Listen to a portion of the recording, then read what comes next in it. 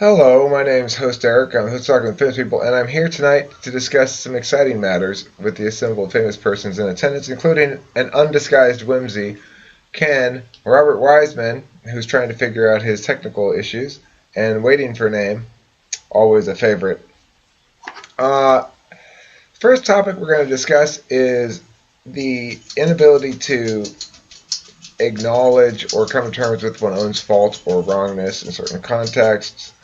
And the question that was originally asked by Taylor as a topic suggestion specified INFJ as possibly a type that was prone to this. I don't know if that's the case or not, but let's hear what Ken has to say about it first.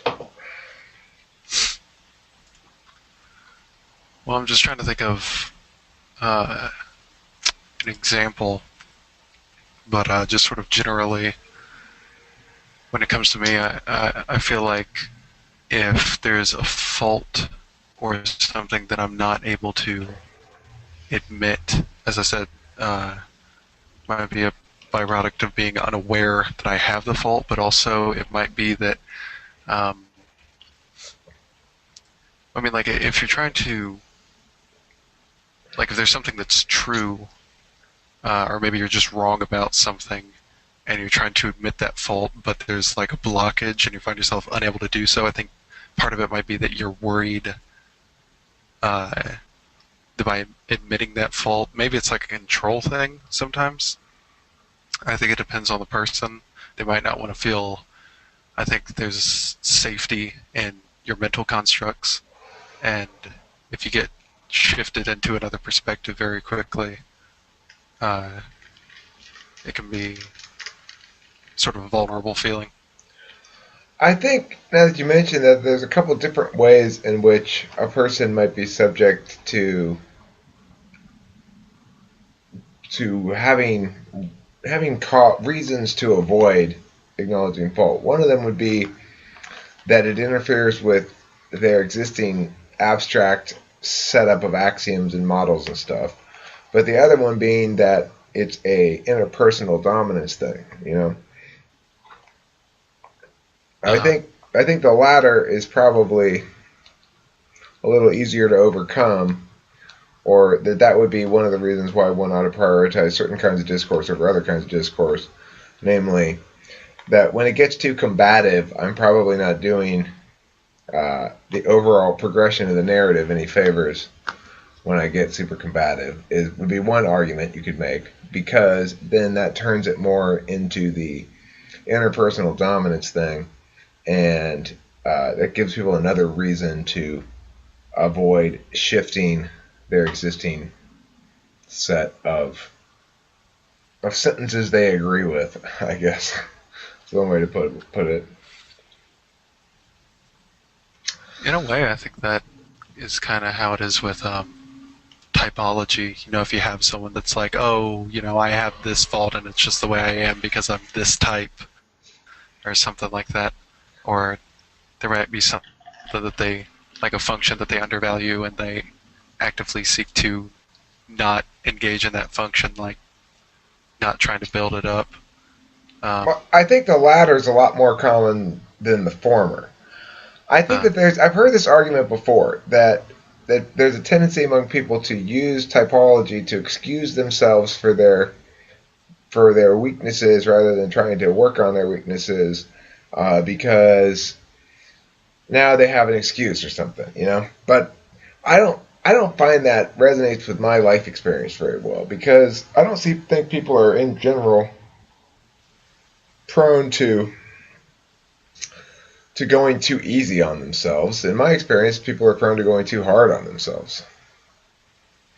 And so it's like when they encounter these typology things, if it does give them some sort of sense of excusing some of their culpability or whatever, then I think that's a good thing, because they're probably already beating themselves up too much. At least that's my experience. I don't know. Maybe that's not the case for other types, but it certainly is for me, and I think for ENTPs in general. I think for NTPs in general, we have a big tendency to beat ourselves up rather than. And so if we do have a little bit of an excuse, it's like, finally, I'm not just a bastard. That's good to know. I guess it varies. But I do suppose that there would be some types that would be more inclined to latch on to excuses. I don't know exactly what types that would be. Maybe like, Maybe if it, go maybe if ahead. they got it into their mind that maybe according to their type, something that was stereotypical to their type or something that was supposedly favored by their type, that was maybe if it became like a value or something, if they valued a certain strength of their type. I'm trying to think where I'm going with this exactly. I agree with you that there's more likelihood to have that kind of effect. That if you find something that Uh-huh. you think that is represented through typology as positive, that's also caused you some problems. This is especially makes sense for an ENTP, right? Because when I look at NESI now, I see them as flip sides of the same thing. That the NESI 1-4 has caused me problems. It's caused me lots of problems in life. But it doesn't mean now that, oh, I have super bad self-discipline and I'm an awful human being, which is what I used to think before I found out about all this cognitive function stuff, you know? Uh-huh.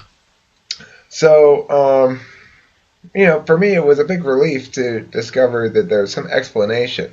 Now I understand that the strength and the weakness go together, right? It makes them somehow more tolerable.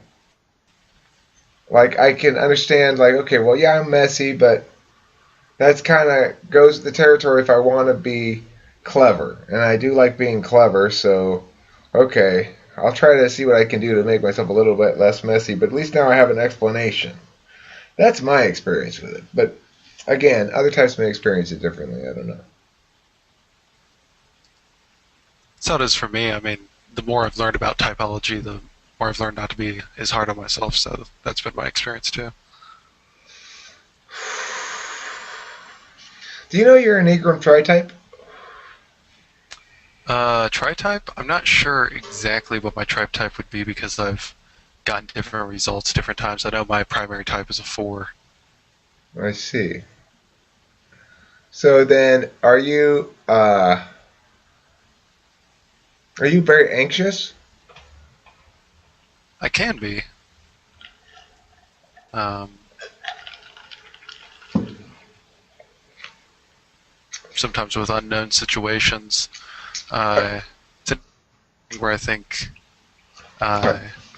Are you most likely it's like to an early analyze? future oriented, Are you but most likely to analyze, sometimes I to feel like worry? SI tries to. What's that? Are you more likely to analyze, Sorry, to I'm getting worry? lag on your end. Oh, my bad. Here. Uh, are you more likely It to? might be my problem. Oh, I just got a thing pop up on my end, so it probably is my problem. But the question is, hopefully you can hear me. Are you more likely to analyze, worry, or play? Play. What do you exactly mean by that? Well, something's going on that you probably ought to take care of or something. And in the not doing things part of it, are you more likely to worry and not do anything, analyze possible things you could do or whatever, and not do anything, or play and avoid thinking about it? Probably looking back over my life, play has probably been Me the too.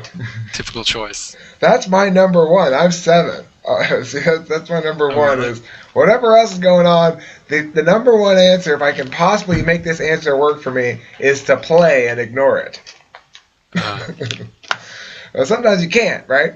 So then uh, I go to my number 2 spot, which is to get mad at somebody. First I play and ignore the problem, then I get mad at somebody about it, and then finally, if I have to, I go down to my third tri-type, which is 3, which is to do something and try to like achieve, or that's my last option if all else fails. If playing and getting mad failed, then I achieve. so you said that playing, is that an attribute of a 7? Yeah, it's a 7. So Huh. you might be a 4-7, or I mean 7 might be in the last two. I don't know which order they'd be in. And then the other set of 3 things to choose from would be 8, 9, 1. 8 is you get mad about shit. 9 is you try to smooth things over and make peace. And 1 is you try to make everything perfect so that there's not any conflict. Those ones are difficult because it really depends on the Yeah, situation. you have to think frequency. And the fact that you say it really depends on the situation also shows me that that's not your dominant section, right? Uh-huh. Because the second two numbers change over the course of our life, I think. Like, I think I used to be a 6. I used to be like a 2 maybe or something, or I don't know. I wasn't always a 3. I didn't always have 3 in the mix. Uh-huh. I think But it's possible that I might be like a 479 or something like that. that would be a pretty normal tri-type for a for an INFJ. 479 is a pretty Okay. normal tri-type, yeah. So I feel So, like when I do go to play, like in the past when I have, typically it's escaping into fantasy or whatnot. right, Just trying to think of not mundane things like tasks and whatnot. right. Think about something else. I noticed myself doing this today. In fact, when I was lying down taking a nap, and I started thinking about my parents and started getting depressed and shit. And I was like, "Don't think about that." And I just didn't. I just shifted over to thinking about something else, and it struck me that, oh well, that's why. That's what ENTPs do for their whole life, and that's why FI is in the 7th slot. They just avoid it all the time. Anytime a negative emotion starts coming into play, they just tell themselves, think something else, and then they think something fun. That's why I guess I don't deal with my emotions very much. See, I know it's said about the four tri. At least I think it's the four tri type, talking about like melancholy and sadness not necessarily being something that they avoid, which I kind of find. I find I avoid tasks and detail oriented stuff more than I do sad emotions. Well, yeah, that would make sense. I I have a mean, tendency to wallow. with uh, with FI in your 6th slot, it's going to be something that you utilize but don't necessarily value consciously. That's why you call it wallowing instead of really feeling out your feelings, right? If you was conscious FI, you'd be like, sometimes I really spend time and really feel out my feelings. But because it's not conscious FI, because it's conscious FE, you go, sometimes I wallow in my feelings. Yeah. uh, okay, so this topic was, do you remember what the topic was? Topic was he was specifically I think talking about INFJs, but you broadened it to all types and their potential inability to admit when they're wrong or admit their faults. Oh, yeah. Well, I actually think probably ISTJ would probably have some trouble with that. Me Just and be, uh, me and J Matt were talking yesterday about ISTJs a bit, and I used the term bulwark to describe their mode of thinking. yeah, bulwark is a good. It does accurately describe their level of flexibility.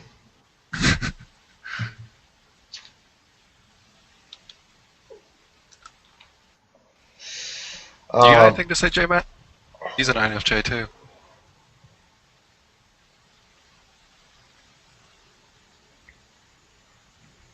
he's frolicking amidst the whimsy right now. He's deeply embedded in a whimsy frolic. He can't talk. Robert Wiseman still hasn't figured out his audio, unfortunately. But it's nice having him on camera. Uh, okay, well, let's bring this episode to a close. We didn't really explore the issue very much, but I thought we had a very nice chat, Ken and I. So hopefully it'll be entertaining to watch. Thanks for watching. Don't forget to eat plenty of cheese.